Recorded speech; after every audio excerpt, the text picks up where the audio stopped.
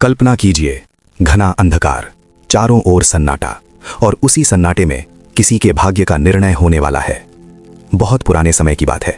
एक व्यक्ति था, चित्रभानु। पेशा था उसका शिकारी। उसका जीवन जंगल में बीतता था। निर्दोष जानवरों का शिकार करना ही उसका धर्म बन चुका था। वो जानवरों की हत्या करके अपने परिवार का पेट पालता था। न दया, न करुणा, ना ही किसी पाप का डर। लेकिन कहते हैं ना, जब समय बदलता है तो पत्थर दिल भी पिघल जाते हैं।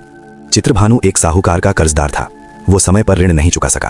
क्रोधित साहूकार ने उसे पकड़वाकर शिव मठ में बंदी बना दिया और यहीं से कहानी ने करवट ली, क्योंकि जिस दिन वो बंदी बना वो दिन था महाशिवरात्रि। मठ में घंटियों की आवाज गूंज रही थी।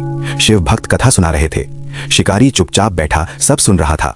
उसे नहीं पता था कि ये कथाएं उसके भाग्य की लकीरें बदल रही हैं। शाम को साहूकार ने उसे बुलाया। शिकारी ने विनती की, मुझे एक दिन का समय दे दो, मैं सारा कर्ज लौटा दूंगा। साहूकार ने उसे छोड़ दिया। आज भी आदत के अनुसार वो जंगल में शिकार के लिए निकल पड़ा, लेकिन दिन भर भूखा प्यासा रहने के कारण शरीर साथ नहीं दे रहा था। चलते चलते वो बहुत दूर निकल गया। अचानक अंधेरा छा गया। अब लौटना असंभव था। तालाब के किनारे एक बेल का पेड़ था। शिकारी उस पर चढ़ गया और रात बिताने की तैयारी करने लगा। उसे क्या पता था कि उसी पेड़ के नीचे बिल्व पत्रों से ढका एक शिवलिंग विराजमान है। वो टहनियां तोड़ता रहा और हर टहनी के साथ बिल्व पत्र नीचे गिरते रहे, सीधे शिवलिंग पर। अनजाने में शिव पूजन शुरू हो चुका था। रात का पहला पहर बीत चुका था। तभी एक गर्भिणी हिरणी पानी पीने आई। शिकारी की आंखों में चमक आ गई। तीर चढ़ा, प्रत्यंचा खींची। तभी हिरणी बोली, मैं गर्भवती हूँ, 2 जीवन एक साथ मत मारो, बच्चे को जन्म देकर लौट आऊंगी। शिकारी ठिठक गया। प्रत्यंचा ढीली पड़ी।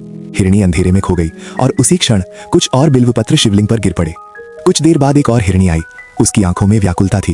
वो बोली, मैं अभी अभी ऋतु से निवृत्त हुई हूँ, अपने पति की खोज में हूँ, मिलकर लौट आऊंगी। शिकारी का मन डगमगा गया। उसने उसे भी जाने दिया। दूसरा प्रहर भी अनजाने में पूरा हो गया। अब शिकारी टूटने लगा था। भूख, गुस्सा, हताशा। तभी एक हिरनी अपने बच्चों के साथ आई। शिकारी ने ठान लिया, अब नहीं छोड़ूंगा। लेकिन हिरनी बोली, मेरे बच्चों को उनके पिता के पास छोड़कर मैं स्वयं लौट आऊंगी।